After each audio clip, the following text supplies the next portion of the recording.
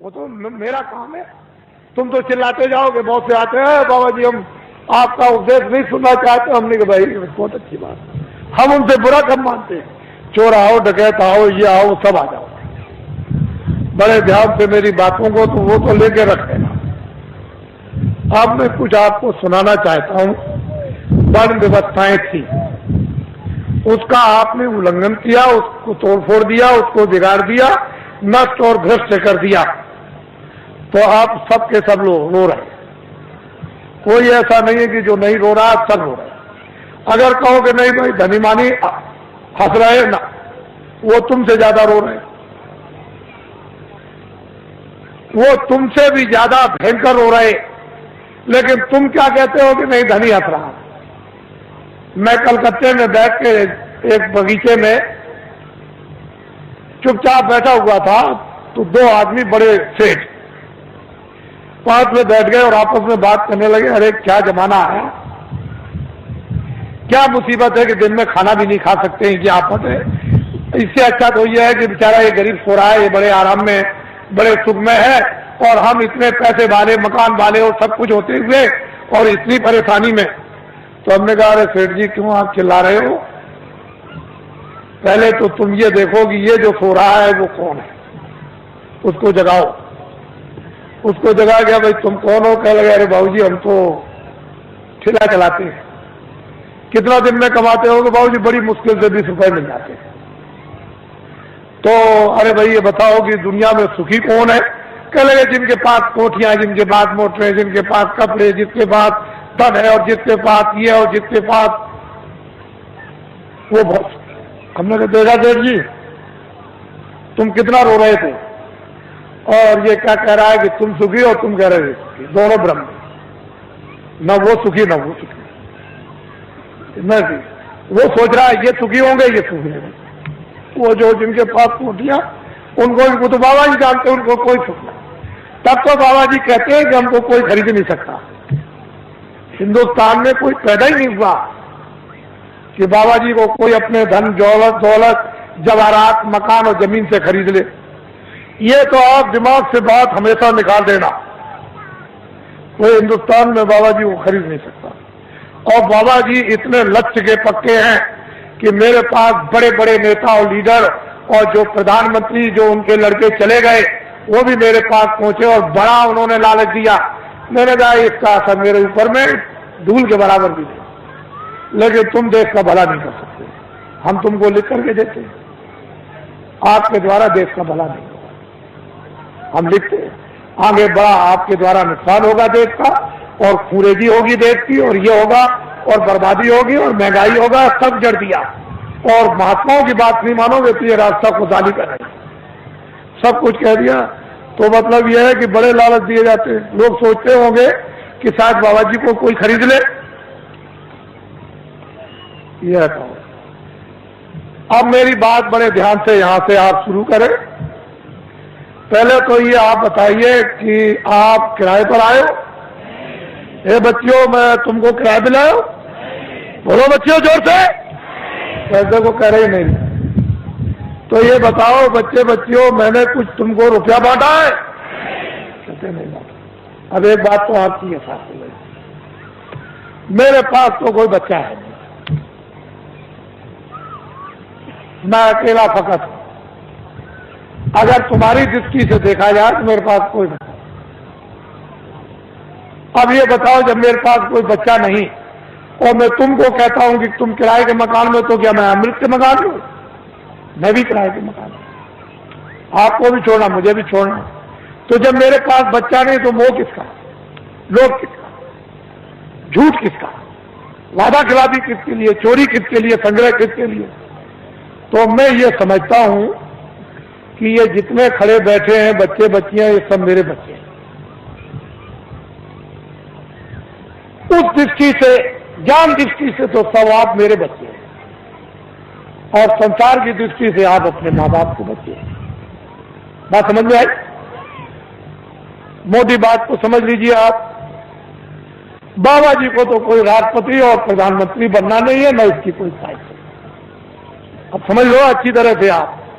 कहीं आप सोचने लगो कि नहीं बाबा जी को कोई ख्वाहिश हो अरे हमको राष्ट्रपति की और प्रधानमंत्री की हमारे पास तो जनता, इतनी जनता रहती है, और क्या है, जो झूठ बोला जाता, धोखा दिया जाता, बेईमानी की जाती, चोरी की जाती है, लोगों को सताया जाता, लोगों का धन इकट्ठा किया जाता, वो तो सब ये सब ये।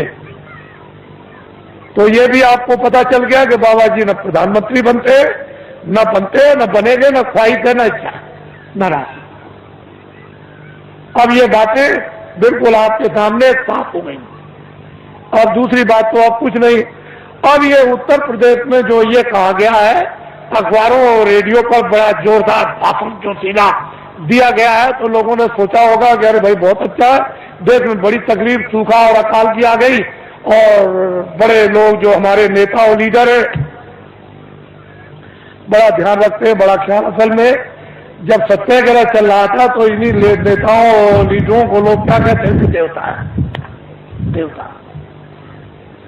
अरे हिंदुस्तान के लोगों, जब देश में 30 साल सत्याग्रह चल रहा था, उस समय पर कहा गया था कि अपने देश का कपड़ा, तुम कपास पैदा करो खेतों में और उसका मोटा दरी के बराबर सूत बुनो और उसका तुम कुर्ता बनो और पैजामा या धोती, और वो उसका नाम है खद्दर, उसको तुम पहनो तो देश आजाद हो जाए। हमने 30 साल ये सुना, क्षमा कीजिएगा, माफ कीजिएगा, ये सब इस पीछे पूरी 30 साल सुनी और अंग्रेजों का राज होश में देखा। उनके कर्मचारी अधिकारी और उनके अगर कहीं कोई घटना हो जाए, कहीं पर कत्ल की घटना हो जाए, तो सारे जिले के अधिकारी टूट पड़े, मजा ले। लेकिन क्या, 6 पैसे तोला चांदी मेरे सामने, शुद्ध प्योर, कहीं मिलावट का नाम निशान नहीं, 12 रुपए तोला सोना मेरे सामने बिकता था। 6 पैसे मजदूर को मजदूरी मिलती थी और बेईमानी का नाम नहीं था, और पूरा गुजारा होता था मेरे सामने की। 1 रुपए का 60 किलो चावल, 60 किलो गुड़ और 60 किलो चना बाजार में बिकता था, देहातों में तो छोड़ दीजिए।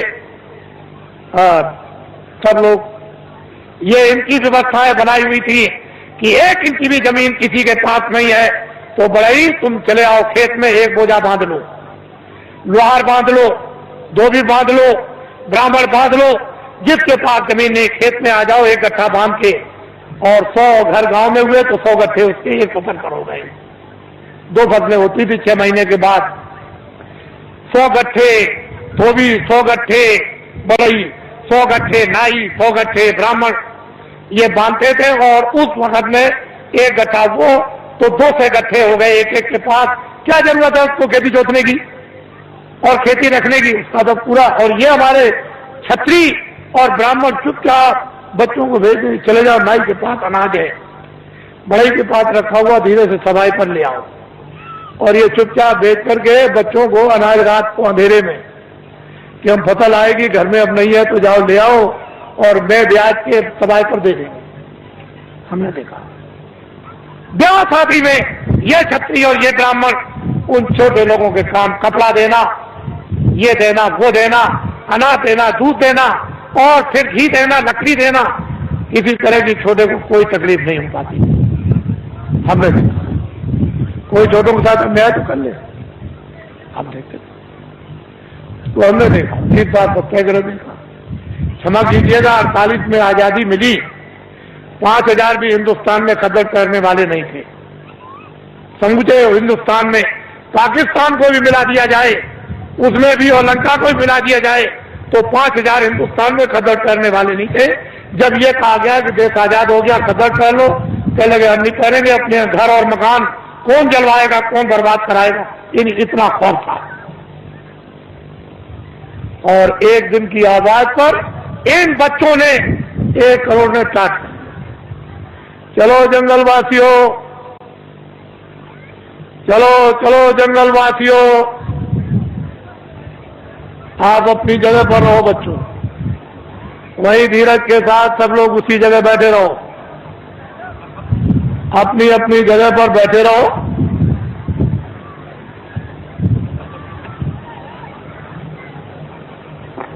सब लोग बैठे रहो और अपनी आंखों से काम लो, कानों से काम लो, बुद्धि से काम लो। जल्दी चलो जंगलवासियों, एक दफे सबके सब भगवान को के नाम को बोलो जोर से, जय गुरुदेव। बैठ जाओ बच्चियों, बच्चियों बैठ जाओ, सबके सब बैठ रहो, वहीं बैठ रहो, घबराओ मत। एक ही सादे सब सदे, एक दिन की आवाज पर 1 करोड़ लोगों ने, इन बच्चों ने बोरा पहन लिया। इस देश के अंदर 1 करोड़ बच्चे बोरा पहने हुए हैं। कौन हिंदुस्तान में नेता और लीडर पैदा हुआ जो एक दिन की आवाज पर करोड़ों बच्चों को ये टाट, ये बोरा, ये जूट पहरा दे?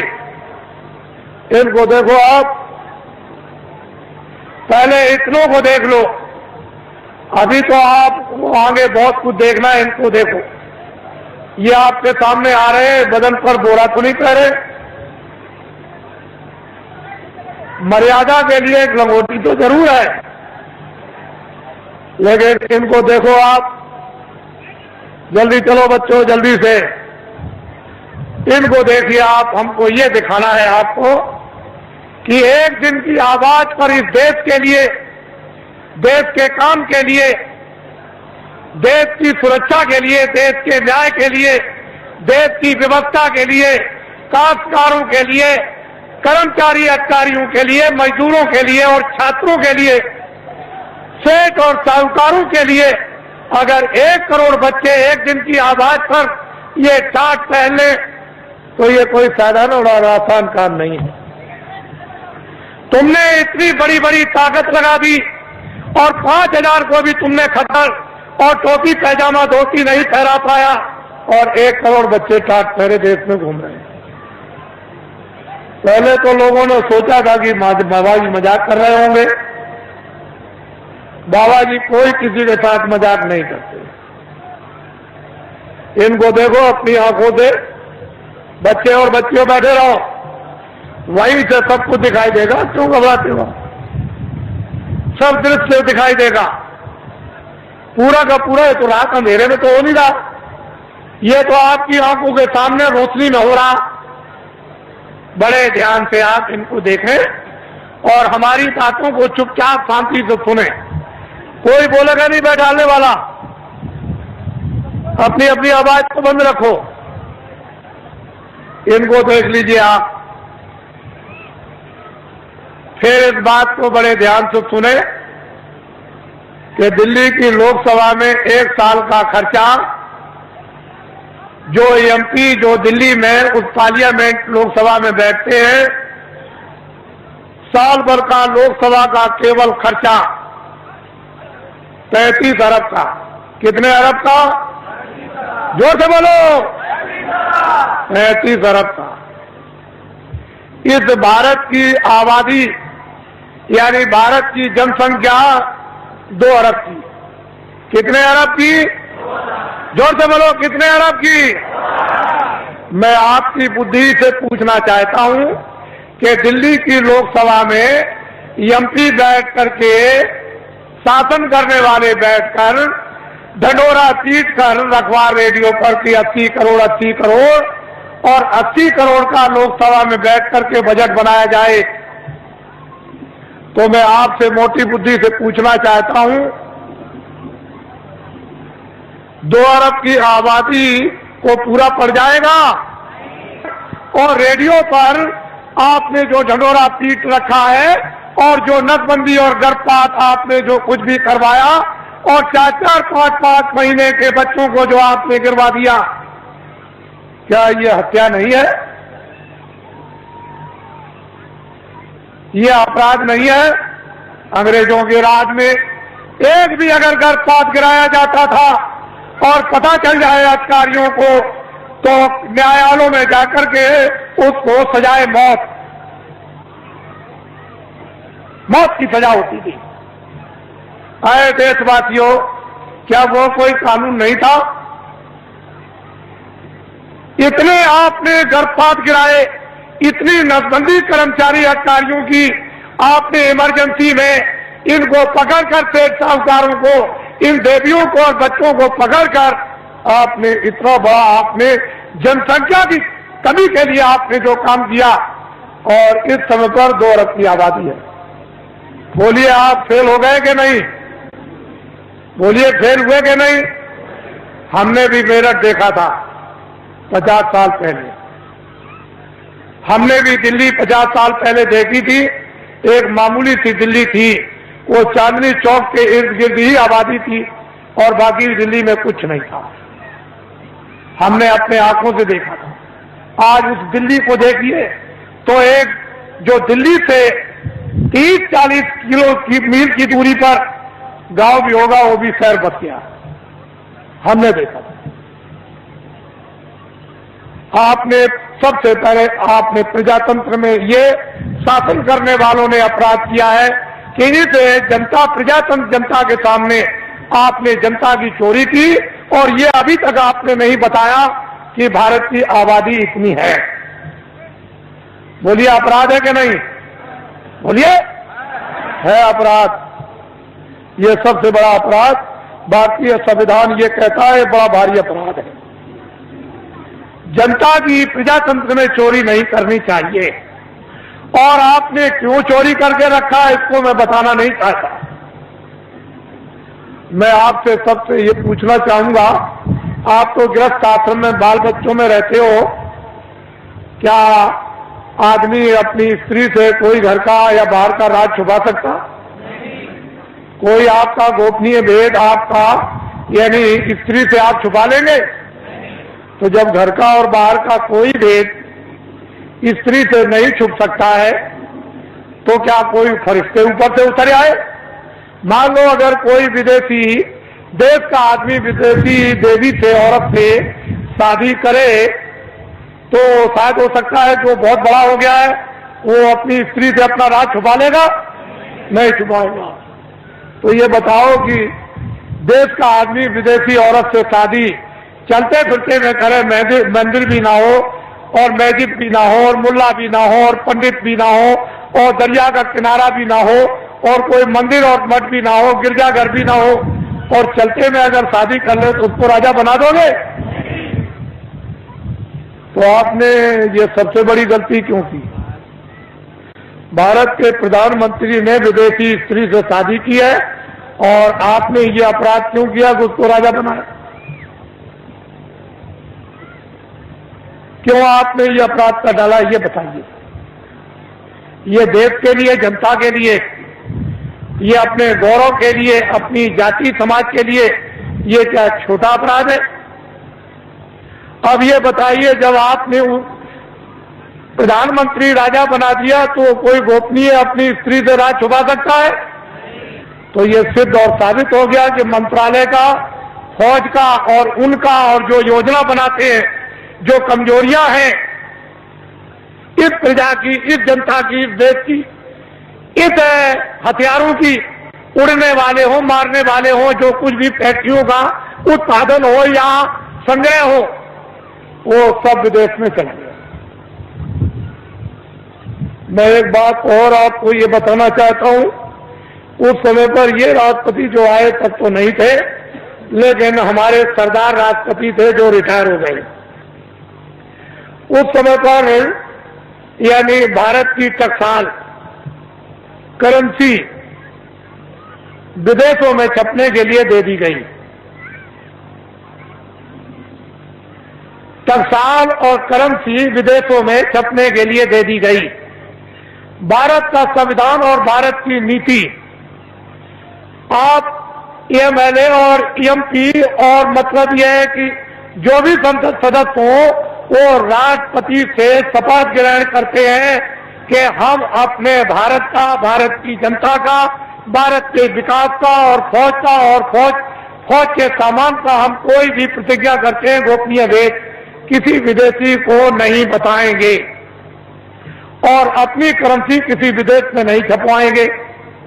फिर राष्ट्रपति न्यायाधीश, जो मुख्य न्यायाधीश दिल्ली में रहते हैं सुप्रीम कोर्ट में, उनसे शपथ लेते हैं कि हम कोई भारत की जनता के खिलाफ यानी गोपनीय ऐसा राज ओपन नहीं करेंगे जिससे हमारे देश का और भारत की जनता का नुकसान हो जाए।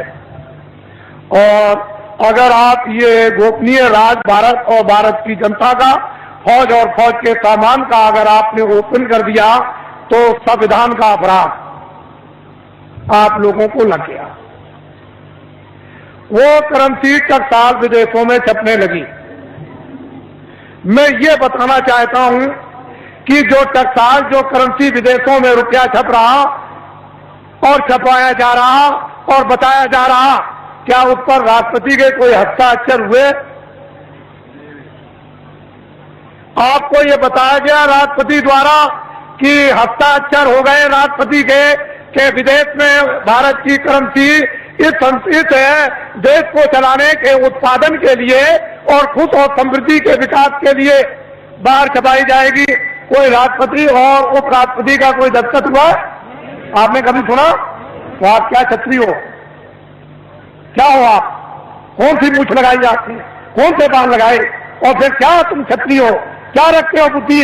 और क्या तुम वीरता रखे हो? तुम्हारे पास में क्या ज्ञान है? ये तो भारतीय संविधान कहता है इतना बड़ा राष्ट्र इस भारत की जनता के साथ, विकास के साथ और देश के कानून के साथ ये पूरा जो इसका खिलवाड़ किया गया, ये क्षमा योग नहीं है। मैं कुछ नहीं कहना चाहता। आपकी तकलीफ जो इस मंच पर पटकते हो दर्दों को, उसकी वजह से मुझको ये सब आपके सामने में आना पड़ा। और मैंने तो अभी कुछ नहीं कहा, इसमें क्या मसाला भरा हुआ आपको तो कुछ मालूम नहीं है। ये तो मैं बताना चाहता हूं, वो संसद सदस्य जिनको आपने चुन करके विधानसभाओं में और लोकसभा में भेजा, उन्होंने इस पर आलोचना क्यों नहीं की? वो तो ज्ञानी थे,